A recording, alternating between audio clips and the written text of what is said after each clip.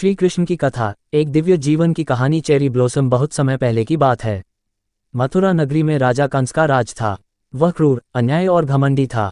एक दिन आकाशवाणी हुई, हे कंस, देवकी की 8वीं संतान तेरा अंत करेगी। ये सुनते ही कंस कांप उठा।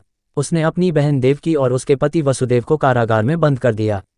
एक एक कर उनकी संतानें जन्म लेते ही मार दी गईं। हंसिया चांद। श्री कृष्ण का जन्म भाद्रपद मास की अष्टमी, आधी रात, घोर अंधकार। तभी देवकी के गर्भ से एक अद्भुत बालक का जन्म हुआ। जेल की जंजीरें अपने आप टूट गईं, दरवाजे खुल गए। वही बालक थे वन श्री कृष्ण, विष्णु के अवतार। वसुदेव जी उस रात बालक को लेकर यमुना पार गोकुल पहुंचे और नंद बाबा के घर में रख आए। वहीं से कृष्ण की लीलाओं की शुरुआत हुई।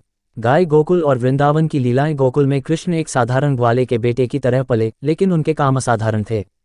पूतना वध, जहरीले दूध से भी कृष्ण सुरक्षित रहे। माखन चोरी, इसलिए उन्हें माखन चोर कहा गया। कालिया नाग दमन, यमुना को पवित्र किया। गोवर्धन पर्वत उठाना, इंद्र के अहंकार को तोड़ा। इन लीलाओं से कृष्ण ने सिखाया। उंगली से दाहिनी ओर इशारा, ईश्वर सदा अहंकार के विरुद्ध होते हैं। नीला दिल, राधा और कृष्ण। प्रेम का अर्थ। वृंदावन में राधा से कृष्ण का प्रेम केवल सांसारिक नहीं था, वह प्रेम था आत्मा और परमात्मा का, भक्ति और विश्वास का। कृष्ण सिखाते हैं कि सच्चा प्रेम कभी बंधन नहीं बनता, वह मुक्ति देता है।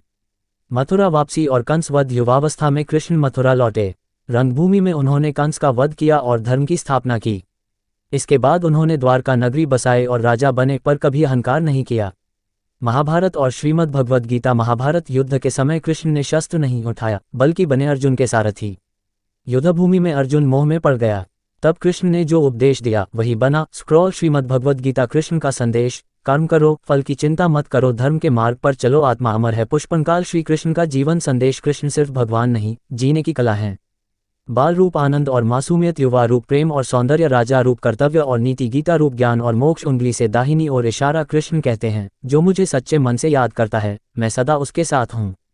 श्री कृष्ण की कथा, भाग 2। वृंदावन से रासलीला और गोवर्धन तक। गोकुल में कृष्ण अब थोड़े बड़े हो चुके थे। उनकी आंखों में शरारत थी, चेहरे पर मुस्कान और हृदय में करुणा।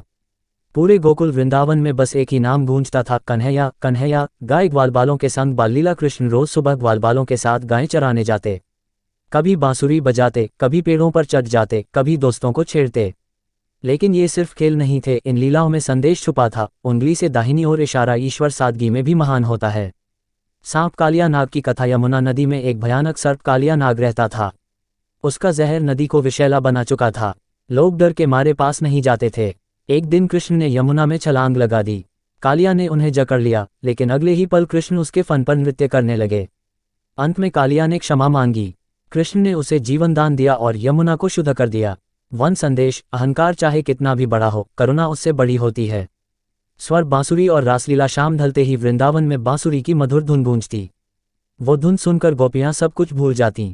रासलीला कोई साधारण नृत्य नहीं था, वह दर्शाता है कि जब मन शुद्ध हो, जब भक्ति सच्ची हो, तो भगवान स्वयं हमारे जीवन में नृत्य करते हैं। नीला दिल, राधा इस भक्ति की सबसे उज्ज्वल मिसाल थीं। कृष्ण और राधा का प्रेम आत्मा और परमात्मा का मिलन था। गोवर्धन पर्वत की लीला। वृंदावन में लोग इंद्र देव की पूजा करते थे। कृष्ण ने कहा, हम उस प्रकृति की पूजा करें जो हमें भोजन देती है। लोगों ने इंद्र पूजा छोड़ दी। क्रोधित इंद्र ने मूसलाधार वर्षा कर दी। तभी कृष्ण ने अपनी छोटी सी उंगली पर गोवर्धन पर्वत उठा लिया। 7 दिन तक पूरा वृंदावन सुरक्षित रहा। इंद्र को अपनी गलती का एहसास हुआ और उन्होंने क्षमा मांगी। जड़ी बूटी संदेश, सच्ची शक्ति विनम्रता में होती है, घमंड में नहीं।